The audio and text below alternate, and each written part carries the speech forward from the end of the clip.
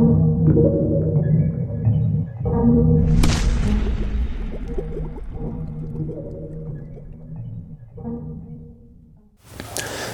Krishna. Vasu astro classes में मैं आचार्य वासुदेव आप सभी का फिर से स्वागत करता हूं। आशा करता हूं आप सब लोग स्वस्थ होंगे, खुश होंगे, प्रसन्न होंगे और जीवन में अच्छा कर रहे होंगे। और 2024 जो वर्ष है, ये बहुत सारे लोगों ने आपने देखा होगा कि YouTube पर तरह तरह की बातें, नए नए जो विषय हैं उनको लेकर लोग आ रहे हैं, काफ़ी बातें कर रहे हैं, नई नई बातें हो रही हैं कि 2024 8 नंबर है, शनि का नंबर है, मेहनत वालों को इस बार फल मिलेगा, जो लोग मेहनत करेंगे उनको ज़्यादा अच्छे रिजल्ट्स मिलेंगे, ऐसा होगा वैसा होगा। बहुत सारी चीज़ें 2024 को लेकर बहुत सारी बातें की जा रही हैं। नए नए गोचर के बारे में बताया जा रहा है, विभिन्न प्रकार की बातें कही जा रही हैं। वैसे हम थोड़ी सी इस बात पर चर्चा करने वाले हैं। ये मैंने ज़रूरी भी समझा कि मैं आपको इस विषय पर थोड़ा सा समझाने का प्रयास करूं। अगर आपके मन मस्तिष्क में चीज़ें बैठती हैं, स्पेशली मन में बैठाइए यहाँ पर, क्योंकि मस्तिष्क का काम जो है वो राहु का है। तो जहाँ तक मस्तिष्क की बात होती है तो राहु भ्रमित कर देता है। तो मन से इन चीज़ों को सोचने का काम कीजिए। लेकिन मन भी कभी कभी बंदर की तरह उछलता है, इधर उधर जाता है, तो ध्यान नहीं आती हैं चीज़ें, बहुत सारी प्रॉब्लम्स बढ़नी शुरू हो जाती हैं। तो वीडियो खासकर उन लोगों के लिए हैं जो खुश होते हैं ना, कि गोचर को देखकर, गोचर सुनकर जो लोग खुश हो रहे हैं 2024 में। कि मैं 2024 की भी बात नहीं कर रहा हूँ, मैं माह के गोचर की ही बात कर रहा हूँ। चलो माह के गोचर की ही बात कर लें या एक हफ्ते के गोचर की बात कर लें। जो लोग गोचर के बारे में भविष्यवाणियाँ सुन सुन के खुश होते हैं, ये वीडियो खासकर उन लोगों के लिए है। चैनल को लाइक कीजिए, सब्सक्राइब कीजिए, बेल आइकन पर क्लिक कीजिए, ताकि ज़्यादा से ज़्यादा मात्रा में आपको मेरे वीडियोस मिल सके। और ये जानकारी दूसरों के साथ में भी शेयर कीजिए, साझा कीजिए। समस्या थोड़ी सी यहाँ पे लोगों के साथ ये है कि बहुत सारे मेरे भाई बहन जो हैं वो गोचर को सुन सुन के बड़े खुश होते रहते हैं। मेष राशि से लेकर मीन राशि तक का गोचर इस माह कैसे रहने वाला है, और जब उस गोचर के बारे में बात की जाती है तो बड़े बड़े महारथी जो हैं उस गोचर के बारे में बातें करते हैं, चर्चा करते हैं, और सच्चाई बिल्कुल उससे अलग होती है, बिल्कुल विपरीत होती है सच्चाई उसके, है ना। जिस तरह से हमारे थंब का जो इम्प्रेशन है वो हमारा इंडिविजुअल इम्प्रेशन है, वो किसी और का नहीं हो सकता। ऐसे ही मेष राशि वाले लाखों करोड़ों लोग हैं, तो उनका सबका गोचर एक जैसा कैसे हो सकता है। सिंह राशि वाले, कन्या राशि वाले लोग इस दुनिया में बहुत हैं। बहुत से लोग ऐसे हैं जो स्वर्ग से धार चुके हैं, बहुत से लोग ऐसे जिनका भी जन्म हुआ है, आज ही जन्म हुआ है। तो बहुत सारे ऐसे लोग हैं ना, तो गोचर कैसे सटीक होगा। न्यूज़पेपर्स में राशि को पढ़ना कि आज मेष राशि वालों की लगेगी लॉटरी। अब मेष राशि वाला बेचारा बैठा है पूरे दिन से कि उसकी लॉटरी लगेगी, लॉटरी का टिकट भी खरीद लाया, पता चला कि जो जेब में 200 रुपये थे वो भी चले गए। अब शाम को राशन कैसे आएगा। तो इस तरह के सवाल होते हैं दिमाग में लोगों के, इस तरह की बातें होती हैं, इस तरह के सवाल करते हैं। मैं, ये कोई हंसी का विषय नहीं है, लोग ऐसा करते हैं। मेरे पास कई ऐसे, क्योंकि मुंबई में, केरला में लॉटरी सिस्टम ज़्यादा है, तो इस तरह के कई क्लाइंट्स के कॉल आए हैं मेरे पास में। इस तरह के कई भाई बहनों ने प्रश्न किए हैं मुझसे कि क्या मैं लॉटरी खरीदूं, क्या मुझे लॉटरी सट्टे में या इन सब चीज़ों में लाभ मिलेगा। तो मैं उनसे हमेशा कहता हूँ कि भाई थोड़ा सा धैर्य रखिए। और जब उनकी पत्रिकाओं को देखा जाता है तो लॉटरी या इस तरह की कोई कॉम्बिनेशंस उनकी पत्रिका में होते नहीं है, तो अपना समय और अपना पैसा उन चीज़ों में वेस्ट मत कीजिए, कोई फ़ायदा उससे आपको मिलने वाला नहीं है। खैर, मुद्दे की बात करते हैं, पॉइंट पर आते हैं कि क्या गोचर से फल देखना या गोचर को कितने हद तक सही माना जाए। गोचर से हम किस तरह से अपने जीवन में बातों को समझ सकते हैं ज्योतिष के माध्यम से। देखिए, गोचर महत्वपूर्ण तो होता है। 9 ग्रह होते हैं, 12 राशियाँ होती हैं, 12 भाव होते हैं, 27 नक्षत्र होते हैं, तो हम उसके महत्व को समझ सकते हैं। गोचर का महत्व ऐसा नहीं है कि कोई हमारे लिए कोई ख़राब चीज़ है या हम गोचर के महत्व को ना समझें, हम गोचर को कोई महत्व ना दें। लेकिन ले देकर अगर हम बात करें तो 3 ग्रह तो हमारे गोचर में बहुत ही महत्वपूर्ण होते हैं। जैसे कि शनि एक राशि में 2.5 वर्ष रहते हैं, राहु केतु एक राशि में 18 महीने तक रहते हैं, और बृहस्पति जो हैं वो 1 साल तक एक राशि में गोचर करते हैं। उसके सबसे बाद में फिर मंगल का नंबर आता है जो 40 से 45 दिन तक जो है वो एक राशि में गोचर करते हैं। तो शनि का गोचर और राहु केतु और गुरु का गोचर सबसे ज़्यादा महत्वपूर्ण होता है, क्योंकि यही वो ग्रह हैं जो हमारे जीवन को प्रभावित ज़्यादा करते हैं। शनि का गोचर बहुत महत्वपूर्ण है, गुरु का गोचर हमारे लिए बहुत महत्वपूर्ण है। सबसे ज़्यादा महत्वपूर्ण हमारे लिए गुरु का गोचर होता है। जितना भी हमें अपने जीवन में चीज़ों को देखना है कि हमें हमारी उन्नति, नौकरी में उन्नति, पद में उन्नति, ट्रांसफ़र्स, सही जगह पे ट्रांसफ़र्स होना, अपने जन्म स्थान पर आना, जीवन में खुशहाली होना, जीवन में संतान की उत्पत्ति होना, संतान पैदा होना, कोई शुभ कार्य होना, विवाह होना, इन सभी को अगर देखना है तो फिर बृहस्पति के गोचर को देखना हमारे लिए बहुत महत्वपूर्ण है। बृहस्पति हमारे लिए विशेषकर बहुत ही महत्वपूर्ण रोल अदा करते हैं यहाँ पर। राहु केतु को सिर्फ इसलिए देखा जाता है गोचर में कि भाई किसकी यहाँ पर लंका लगने वाली है, किसको प्रॉब्लम्स होने वाली हैं, किसको दिक्कतें होने वाली हैं। तो राहु केतु का गोचर भाई बहन जो है वो मेरे यूट्यूब चैनल खोलते हैं और देखते हैं कि किस किस को प्रॉब्लम होने वाली है, तो भर भर के डराया उनको जाता है कि आपका राहु इस भाव में है तो ये अब आपको जीवन में बड़ी दुर्घटना दे सकता है। अब आप डर रहे हैं उसको देखकर, कौन सी बड़ी दुर्घटना हो रही वाली है, कौन से बड़े संकट आने वाले हैं यहाँ पर, कौन सी दिक्कतें यहाँ पर होने वाली हैं। और शनि महाराज का तो आपको पता ही है, शनि का नाम सुनते ही तो लोग कांपने लगते हैं। शनि महाराज आ गए, शनि का गोचर होने जा रहा है, तो ये दिमाग में उनके बिल्कुल होता है। अगर मैं कहूँ कि तीसरे छठे 11वें भाव में भी शनि शुभ फल नहीं देते तो फिर क्या करेंगे आप उस स्थिति में।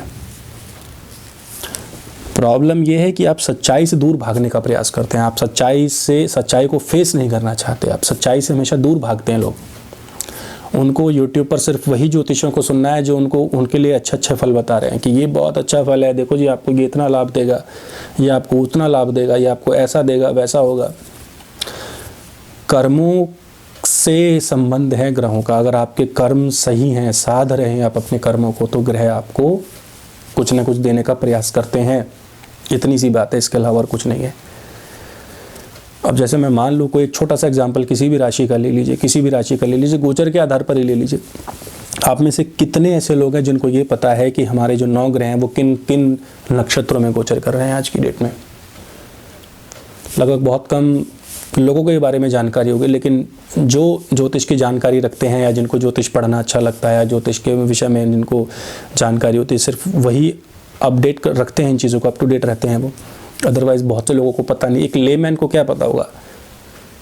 अगर वो किसी ज्योतिषी के पास गया है तो वो तो उसको फटाफट निकालेगा गोचर और देखेगा हाँ फलाना गोचर चल रहा है, तो अभी तो समय ऐसा है आपका। तो फिर उसको वो चीज़ समझ में नहीं आएगी, ध्यान में नहीं आएंगी चीज़ें उसके। तो कैसे आप सिंपल उसको आप समझने की कोशिश कीजिए। आप सिंपल तरीके से समझाने का, मान लीजिए कन्या राशि है, आपको एक उदाहरण बता देता हूँ। कन्या राशि का गोचर, मान लीजिए कन्या राशि में समय कैसा, गोचर कैसा चल रहा है कन्या राशि का आज की डेट में। मैंने बहुत सारे यूट्यूब चैनल्स पर ये देखा है, कन्या राशि की ये 5 बातें होकर रहेंगी, कन्या राशि को ये 5 राजयोग मिलकर रहेंगे, कन्या राशि के जीवन में खुशहाली आने से अब कोई नहीं रोक सकता। बहुत अच्छी बात है, कोई नहीं रोक सकता, लेकिन इसमें कितना सत्य है ये किसको पता है? कन्या राशि वाले लोग तो बहुत हैं। अब पंकज या पूनम नाम वाले लोग कोई एक तो है नहीं, इस दुनिया में पता नहीं कितने पंकज और पूनम नाम वाले लोग घूम रहे हैं। अब हर किसी को कन्या राशि का नाम बताकर जो है चिपकाया जा रहा है, अब वो देख रहे हैं, बड़े खुश हो रहे हैं। ठीक है, जो आप कर्म भी कर रहे हैं, जो आप सात्विकता से कर्म करना भी चाह रहे हैं, उसको भी छोड़ रहे हैं आप कि नहीं मेरा तो इस वर्ष का भविष्य फल बहुत अच्छा है, तो मैं तो अच्छा ही करने वाला हूँ अपने जीवन में, बेहतर ही करने वाला हूँ, क्योंकि ज्योतिष आचार्य जी ने बताया है तो मेरा इस साल का वर्ष तो बहुत अच्छा है, ये वर्ष मेरा बहुत अच्छा जाने वाला है, 2024 बहुत बेहतर होने वाला है। तो ठीक है, मेरे लिए तो खराब तो नहीं है। ज़रा नज़र डाल लेते हैं कि कौन सा ग्रह किस नक्षत्र में है आज की डेट में। जैसा कि मैंने कन्या राशि का एग्जाम्पल लिया, कन्या राशि का उदाहरण लिया मैंने, क्योंकि मैं अपने अनुभव से चीज़ों को बताने का प्रयास करता हूँ। मुझे ये नहीं पता कि आपने क्या अनुभव आपने किया है या किस ज्योतिषी के पास आपने संपर्क किया है, मैं नहीं जानता इस बारे में, लेकिन मैं अपने अनुभव की बात आपको यहाँ पर समझाने का प्रयास कर रहा हूँ। अगर समय को देखा जाए इस वक्त में, आज की डेट में जो शनि महाराज हैं, शनि महाराज आपकी पत्रिका में आज की डेट में शतभिषा नक्षत्र में चल रहे हैं। शनि किस नक्षत्र में है? शतभिषा नक्षत्र में। और शतभिषा नक्षत्र किसका है? गुरु का, माफ कीजिएगा, राहु का नक्षत्र है। शनि जो है वो राहु के नक्षत्र में विराजमान है आज की डेट में। बृहस्पति अश्विनी नक्षत्र में है। बृहस्पति को अगर हम कहें तो बृहस्पति जो है वो अश्विनी नक्षत्र में गोचर कर रहे हैं। अश्विनी नक्षत्र किसका है? केतु का नक्षत्र है। दूसरा यहाँ पर देखना है राहु को। राहु किस नक्षत्र में गोचर कर रहे हैं? रेवती नक्षत्र में। रेवती नक्षत्र किसका है? बुध का नक्षत्र है। खैर छोटा सा आपको एग्जाम्पल दे देता हूँ यहाँ पर। मान लीजिए कन्या राशि है, गुरु अश्विनी नक्षत्र में है, राहु बुध के नक्षत्र में है, रेवती नक्षत्र में है, और शनि शतभिषा नक्षत्र में है। तो ऐसी स्थिति में क्या कन्या राशि वालों के लिए अच्छा समय है ये? एक तो वैसे ही गुरु कन्या राशि वालों के अष्टम भाव में विराजमान है, बिल्कुल भी अच्छा समय नहीं है। अष्टम भाव का बृहस्पति बिल्कुल अच्छा नहीं होता, अशुभ ही अशुभ पर परिणाम देने का प्रयास करता है, बीमारियों पर खर्च होता है, रोग ऋण शत्रु पर खर्च होता है, बेवजह की परेशानियां बढ़ती रहती हैं, बीमारियों का नहीं पता चलता, एक खत्म हुई दूसरी बीमारी आई। शनि जो है वो राहु के नक्षत्र में है। शनि कन्या राशि वालों के लिए पंचमेश भी है और षष्ठेश भी है, छठे भाव का स्वामी भी है, रोग ऋण शत्रु का स्वामी भी है। तो राहु के नक्षत्र में होने की वजह से रोग बढ़ने की आशंका ज़्यादा होती है। राहु और शनि, शनि छठे भाव में बैठकर और राहु सप्तम भाव में बैठकर तीसरे भाव को देख रहे हैं। कान नाक गले के रोग बढ़ेंगे, समस्याएं बढ़ेंगी, दिक्कतें इनको ज़्यादा होंगी इस समय पर। और गुरु अश्विनी नक्षत्र में है, केतु के नक्षत्र में है, तो इस समय पर जो है अश्विनी नक्षत्र का मतलब है जल्दबाजी भी करेंगे, लेकिन ज्ञान भी बटोरने का प्रयास करेंगे, ज्ञान भी यहाँ पर लेने का प्रयास करेंगे, ज्ञान अर्जित करने का भी प्रयास करेंगे, क्योंकि गुरु केतु के नक्षत्र में है तो आध्यात्मिकता की ओर भी जाएंगे, ध्यान भी आध्यात्मिकता की तरफ बढ़ेगा। पूजा पाठ में, जप में, मंत्र में, जाप करने में, इसमें भी इनकी रुचि बढ़ेगी। तो नक्षत्र को हम लोग क्यों ध्यान नहीं देते? खाली कुंडली बना दी और गोचर बता दिया और उसी से आपको लाभ मिल गया।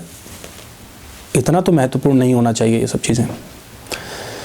आपको इस बारे में पता होना चाहिए कि किस पर्टिकुलर ग्रह की वजह से मुझे क्या फल मिलने वाले हैं।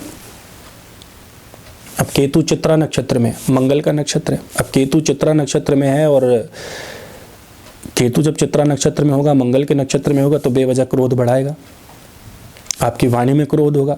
मंगल जो है क्रोध का कारक है और केतु आपके लगन में गोचर कर रहे हैं, और लगन में जब केतु गोचर करेंगे तो मंगल के नक्षत्र में है तो आपका क्रोध बढ़ेगा, कन्या राशि वालों का क्रोध बढ़ेगा, ज़्यादा परेशानियां उनकी बढ़ेंगी। अब आप बताते रहिए गोचर, क्या करेंगे आप उस गोचर का? शुक्र तो 12 भावों में लगभग शुभ ही बताते हैं सभी, लेकिन शुभ 12 भावों में भी शुक्र शुभ नहीं होते। कन्या राशि वालों की आर्थिक स्थिति बहुत अच्छी नहीं है इस समय पर। क्यों नहीं है? क्योंकि पिछले कई दिनों से 20 से 25 दिनों से शुक्र जो है वो तीसरे भाव में गोचर कर रहे हैं। तीसरे भाव में शुक्र को बहुत अच्छा फल नहीं माना जाता देने वाला। छठे घर में शुक्र को बहुत अच्छा नहीं माना जाता शुभ फल देने के लिए। अष्टम में शुक्र को बहुत अच्छा नहीं माना जाता है। कहने के लिए कोई कुछ भी कहे, बोलने के लिए कोई कुछ भी बोल सकता है, स्वतंत्र है कोई भी व्यक्ति बोलने के लिए, लेकिन आर्थिक रूप से तंगी रहती है, पैसे का ब्लॉक लग जाता है एक तरह से, पैसा नहीं आ पाता लोगों के पास में, आर्थिक तंगी से उनको गुजरना पड़ता। पता चला सारी चीज़ें बहुत अच्छी चल रही थी, अचानक से चीज़ें बिगड़ गई। तो खाली YouTube पर आपने गोचर सुन लिया, राशि आपने देख ली कि भाई फलानी राशि है और ये इसका गोचर है, खाली उसको सुनने से प्रसन्न मत होइए आप, क्योंकि कहीं ना कहीं गोचर का फल नक्षत्रों पर भी आधारित होता है। अब नक्षत्रों पर आधारित होगा क्योंकि देखिए चंद्रमा का महत्व बहुत ज़्यादा है गोचर में। एक राशि में 2.5 दिन रहते हैं चंद्रमा, 2.25 दिन रहते हैं एक राशि में चंद्रमा, और लगभग एक माह में अपना पूरा 12 राशियों का चक्कर लगा लेते हैं वो। तो चंद्रमा का सबसे ज़्यादा इम्पैक्ट हमारे ऊपर पड़ता है गोचर में। चंद्रमा जब भी 6, 8, 12 में आएगा तो मानसिक प्रताड़ित करता है, वो मानसिक रूप से हमें परेशान करता है, डिप्रेशन, तनाव देता है, दिक्कतें पैदा करता है। लेकिन वो क्या है, आपके संचित कर्म ही तो हैं। जब चंद्रमा अच्छे भावों में चल रहा होता है तो आप अच्छे कर्म कर रहे होते हैं। अब वो अच्छे हों बुरे हों वो आपके ऊपर निर्भर करता है, लेकिन जैसे ही 6, 8, 12 में होता है तो आपके संचित कर्मों का फल ही आपको चंद्रमा देते हैं।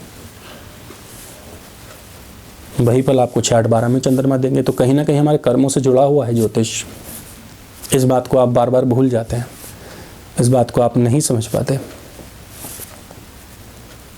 तो इसको समझना हमारे लिए बहुत ज़्यादा महत्वपूर्ण हो जाता है। अब सूर्य जो है वो मकर राशि में प्रवेश कर गए हैं मकर संक्रांति वाले दिन, और सूर्य जो है वो उत्तराषाढ़ा नक्षत्र में है, अपने ही नक्षत्र में जो है गोचर कर रहे हैं। प्रबल है इस समय पर, मजबूत है, अवस्थाएं ठीक होंगी, लोगों के रोग कम होंगे इस समय में। सूर्य जब उत्तराषाढ़ अपने ही नक्षत्र में आते हैं तो रोग कम होते हैं, और धीरे धीरे जो है दिन में परिवर्तन होता है, लंबे दिन होने शुरू हो जाते हैं। और सूर्य के प्रकाश के कारण, क्योंकि धूप इस समय पर जो है आप देखेंगे मौसम साफ़ होना शुरू हो जाएगा। धीरे धीरे मौसम साफ़ होगा तो धीरे धीरे जो है वो ठंड का जो स्तर है वो कम होने लग जाएगा। तो इस तरह से अपना प्रभाव वहाँ पर ग्रह दे रहे हैं। खाली ये देख लेने से कि कोई गोचर में मैंने किसी राशि को, अपनी राशि को सुन लिया, मैंने उसको पढ़ लिया, मैंने उसको देख लिया और वहाँ पर आप खुश हो रहे हैं, खाली गोचर बता देने से आपके लिए वो गोचर कितना लाभकारी है इसका कोई भी महत्व नहीं है। हर इंडिविजुअल का अपना एक अलग गोचर होता है। उसकी कुंडली क्या है, उसकी कुंडली में ग्रह किस भाव में विराजमान है, उसकी पत्रिका में ग्रह किस नक्षत्र में विराजमान है, उसके अनुसार उसको फल मिलता है। अब मान लीजिए कि किसी भी व्यक्ति विशेष की पत्रिका में चतुर्थेश बृहस्पति है, चतुर्थ भाव का स्वामी बृहस्पति है, यदि वो 6, 8, 12 भाव में गोचर करेगा तो कलह पूर्ण जीवन उसका होगा, परेशानियां होंगी, बीमारियां होंगी, उसको दिक्कतें बढ़ेंगी उसके जीवन में। खाली 4 ग्रहों के गोचर आपके जीवन को नहीं बदल सकते। शुक्र, बुध, चंद्रमा, सूर्य, ये तो बहुत जल्दी जल्दी अपना गोचर बदलते हैं। मंगल कल ही जो है वो दोबारा से उदित हुए हैं, अभी जो है अस्त चल रहे थे। तो क्या कहेंगे आप, अब मंगल उदय हो गए तो क्या कन्या राशि वालों के लिए बहुत अच्छा हो गया, बढ़िया हो गया? क्रोध बढ़ाएंगे, परेशानी बढ़ाएंगे। अष्टमेश है, अष्टमेश का चौथे भाव में जाना, जहाँ अष्टमेश जाके बैठेगा वहाँ दुख तकलीफ देगा, माता को कष्ट देगा, माता के स्वास्थ्य को हानि देगा। तो जहाँ जैसी स्थिति में कोई ग्रह जाके बैठेगा वैसे परेशानी उसको देगा, वो दिक्कतें बढ़ेंगी उसके साथ में। लेकिन हाँ, मंगल दशम भाव को देखेगा तो यहाँ पर मंगल जो है लाभ भी देगा, नुकसान नहीं कराएगा, लाभ भी कराएगा यहाँ पर मंगल। लेकिन मंगल है किसके नक्षत्र में, ये बहुत ज़्यादा महत्वपूर्ण है। मंगल किसके नक्षत्र में बैठा है इस पर ध्यान देना। अभी इस चीज़ को हम भूल जाते हैं। तो अब ये बात तो हमारी समझ से बाहर होती है कि हम उस नक्षत्र के बारे में जानकारी नहीं रख पाते हैं और हम सिर्फ गोचर देखते हैं और गोचर से ही हम उसका अनुमान लगाना शुरू कर देते हैं। तो मंगल किसके नक्षत्र में? अभी पूर्वाषाढ़ा नक्षत्र में। और पूर्वाषाढ़ा नक्षत्र किसका है? शुक्र का नक्षत्र है। तो कन्या राशि के लिए शुक्र क्या हो गया? भाग्येश हो गया और धनेश हो गया, द्वितेश हो गया। तो अष्टमेश का भाग्येश और धनेश के नक्षत्र में जाने का मतलब है कि भाग्य में अवरोध पैदा करना और धन की स्थिति को खराब करना, आर्थिक स्थिति को खराब करना। धन बहुत धीरे धीरे आएगा, रुकावट से धन आएगा। कामकाज में इस समय पर बहुत ज़्यादा परेशानियां होंगी, कामकाज सही से नहीं चलेगा, दिक्कतें बहुत ज़्यादा वहाँ पर पैदा होनी शुरू होंगी। शनि किसके नक्षत्र में है? राहु के नक्षत्र में। कन्या राशि राहु की मान लेते तो लगन, लग्नेश यानी कि लगन की राशि में जो है, या जो शतभिषा नक्षत्र है वो राहु का नक्षत्र है। तो इस समय में क्या होगा? अननेसेसरीली कर्जे बढ़ जाएंगे, आप कोई लोन ले सकते हैं, परेशानियां बढ़ सकती हैं आपके साथ में। अब मुझे आप ये बताइए कि कन्या राशि का यहाँ पे कौन सा समय अच्छा चल रहा है, कौन सा समय कन्या राशि के लिए बेहतर चल रहा है? तो इन बेवजह के वाद विवादों में आप ना पड़े, अपनी पत्रिका का विश्लेषण करवाइए, चाहे वो गोचर से हो, चाहे वो लगन पत्रिका से हो, चाहे वो किसी भी तरह से हो। हर इंडिविजुअल का अपना एक अलग पत्रिका का विश्लेषण होता है, पहचान होती है। खाली YouTube पर यह देख लेने से कि मेरे इस वर्ष का गोचर मेरा बहुत अच्छा जाने वाला है, या आज महाराज ने बताया है कि इन राशि वालों के लिए 2024 में लगेगी छप्पर फाड़ के lottery, please do not waste your time in such things. ख्याल रखिए, अपना ध्यान रखिए। अभी तक के लिए इतना ही। हरे कृष्णा।